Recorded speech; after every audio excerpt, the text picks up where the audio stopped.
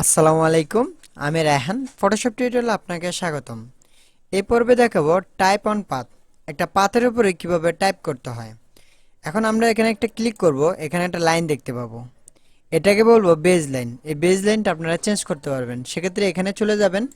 এখানে স্টাইলে ক্লিক করলে এখানে বিভিন্ন ধরনের স্টাইল দেওয়া আছে, এগুলা এখানে ক্লিক করলে আপনি বেজ লাইনটা চেঞ্জ করতে পারবেন। ওকে, আমরা ওকে করে দিচ্ছি। এখন আমরা একটা পাথের উপরে টাইপ করব।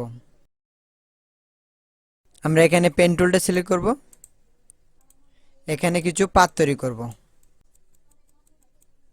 ওকে, একটা পাত তৈরি করে নিলাম।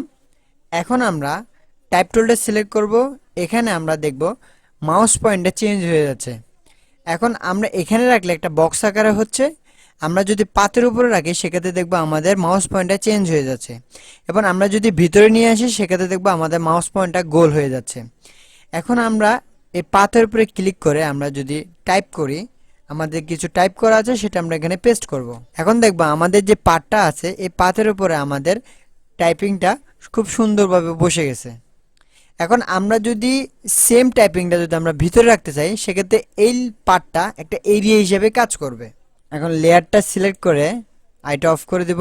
এখন আমরা ভিতরে কিছু টাইপ করব, এখানে ক্লিক করে আমরা কিছু টাইপ করব। কিছু টাইপ করে নিলাম। এখন আমরা আইটা অফ করে দেব।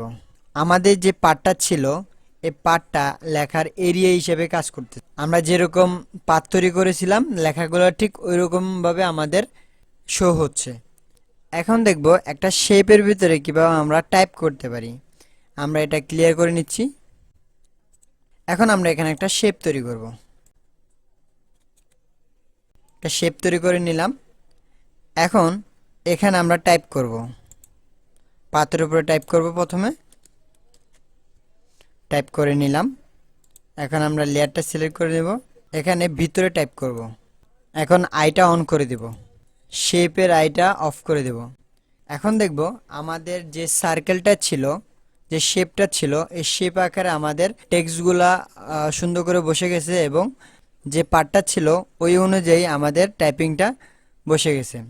এখন শেপের ভিতরে অ্যালাইনটা যদি আমরা একটু ঠিক করে নিই সেক্ষেত্রে এখানে ক্লিক করে আমরা প্যারাগ্রাফটা সিলেক্ট করব, এখানে একটু জাস্টিফাই অল করে দেব। এখন লেয়ারটা একটু মুভ করব, সেক্ষেত্রে দেখবো আমাদের যেই টাইপিংটা ছিল সেটা সার্কেল আকারে খুব সুন্দরভাবে বসে গেছে এবং এটাও পাত অনুযায়ী আমাদের একটা সার্কেল তৈরি হলো।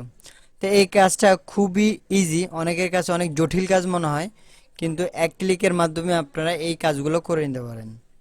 আশা করি বুঝতে পারছেন কিভাবে একটা পাতের উপরে টাইপ করবেন বা একটা শেপের ভিতরে টাইপ করবেন।